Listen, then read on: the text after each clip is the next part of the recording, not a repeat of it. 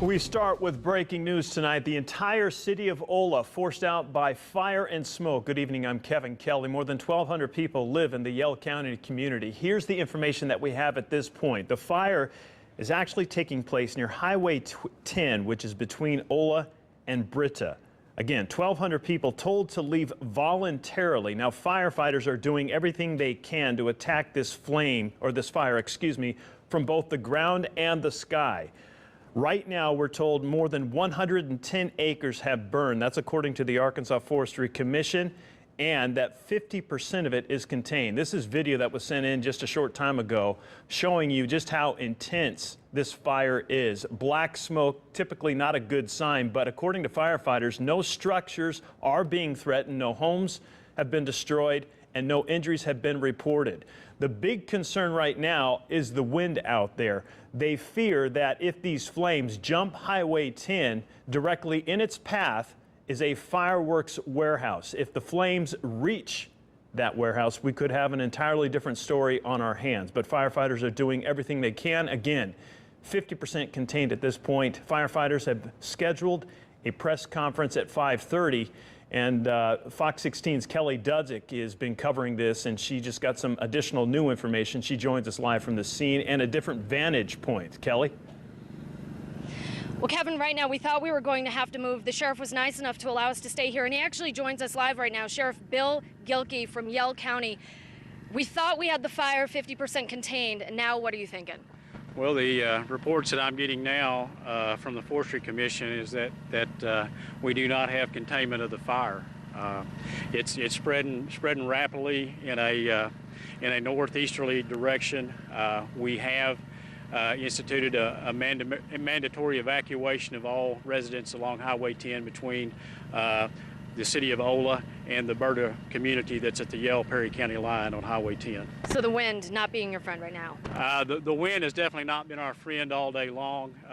Every time that we felt like that we had the situation under control, I mean, the Forestry Commission and Service and all the firefighters have done an outstanding job today, but battling the wind has just been impossible today, and this has been the result of what you're seeing now is largely due to the windy conditions that we've suffered today. No injuries so far, you're still telling us. What about buildings? That smoke changed from white to black. What does the black smoke mean? Well, from my vantage point right now, I don't know that we do have several buildings, outbuildings, barns and stuff in that area.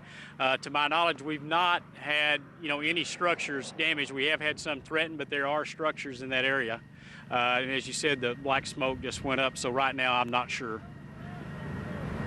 And we have people across the street who've come up from Little Rock who have cabins in that area. They're concerned. What should they be doing right now? What should people who may have friends and family in this area be doing? Well, if they have friends and family, try not to come to this area because we are blocking off all the major highways.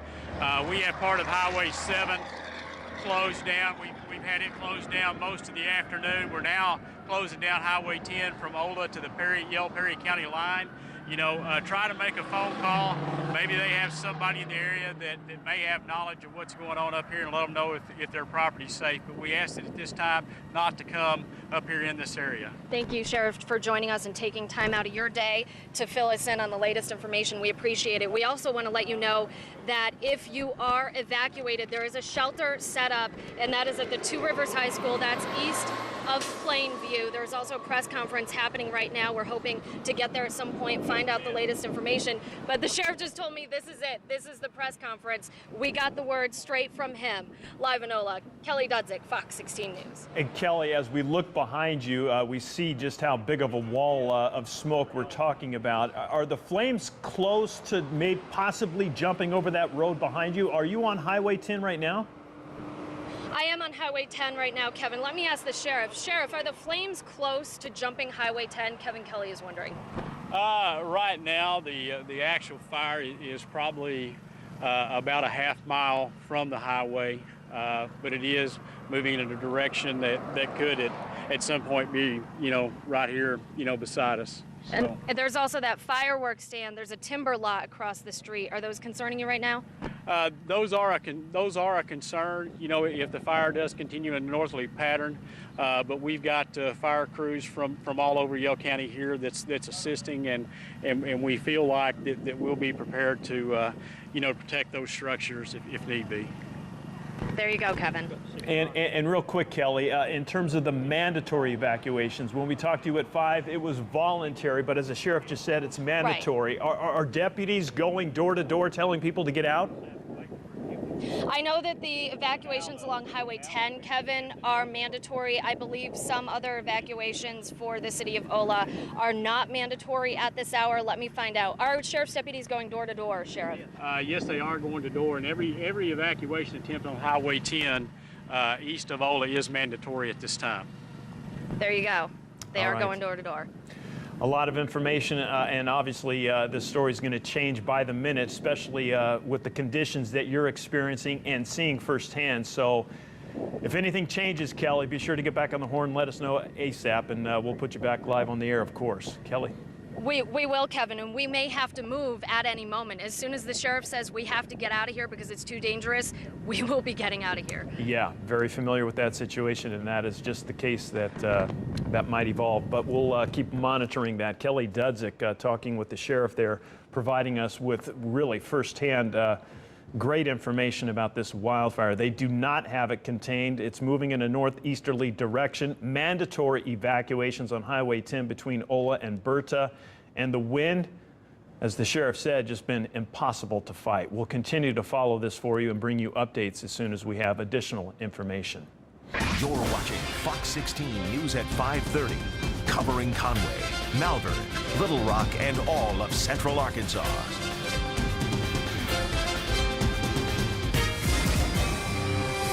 Breaking news at this hour, Little Rock police responding to a domestic disturbance call. Shoot and kill a man on Gillette Drive in the Leewood subdivision. Fox 16's Dustin Barnes, he's live at the scene. Dustin, do we know why police shot this man?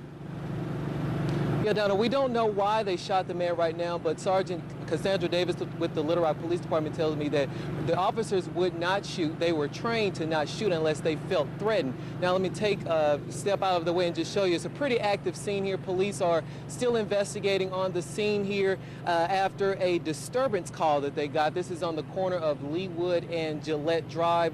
We're told from Sergeant Cassandra Davis that a person called the police department telling them that they needed to go to a next door neighbor's house. There was some trouble there.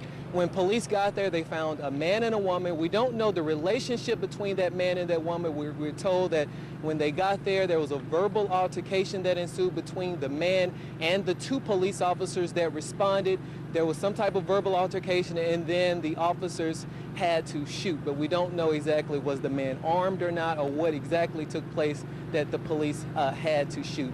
That man is dead. They have not released the suspect's name because they are waiting to notify his family members. No one else injured. The police officers are okay. Also, the woman in the house is doing okay, but we do know that one person is dead. Police have not released the information as to those really close details, or they're not giving us the name of the person they shot. But a lot of people still active scene here. A lot of neighbors are out. Some of them are shocked.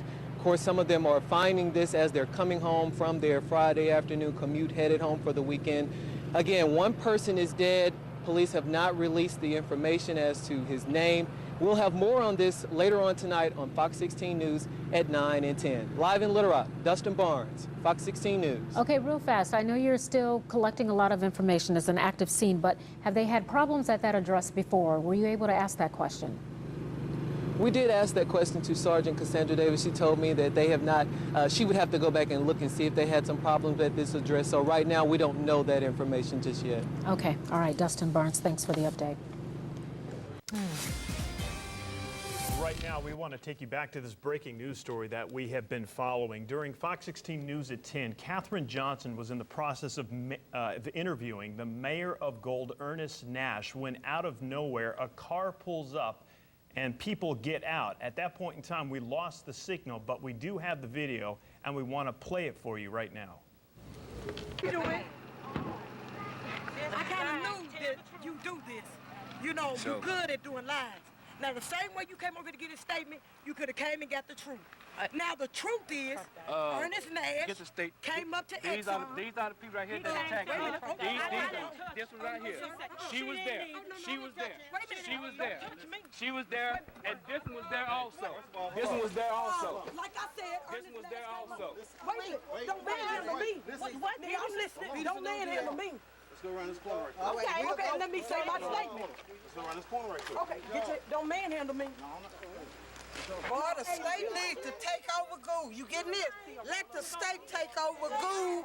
Gould will be a better place because the community can't get along together. Now record that too. Can't nobody get along in Gould. This is the car.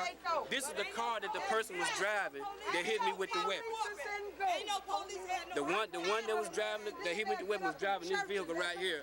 And the same way they just rolled up, that's the same way they rolled up when they assaulted me. That was Councilmember Sonia Farley that came out. You saw the woman get out of the car. That was Councilmember Sonia Farley. The mayor says she was at the scene when he was hit in the head with a gun this evening. Obviously, this is a developing story. We'll bring you much more as we learn the facts.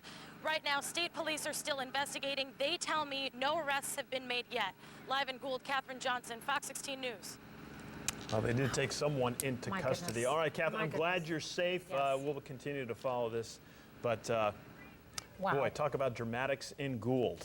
Yeah. Breaking news, state police have fired the trooper involved in the Michael Dyer traffic stop. Good evening, I'm Kevin Kelly. Royce Denny found a gun and marijuana when he pulled over the star running back last March. Actions taken by the trooper during the stop prompted his dismissal. Fox 16 reporter Catherine Johnson is live at State Police headquarters with news that Trooper Denny is now appealing his termination. Catherine.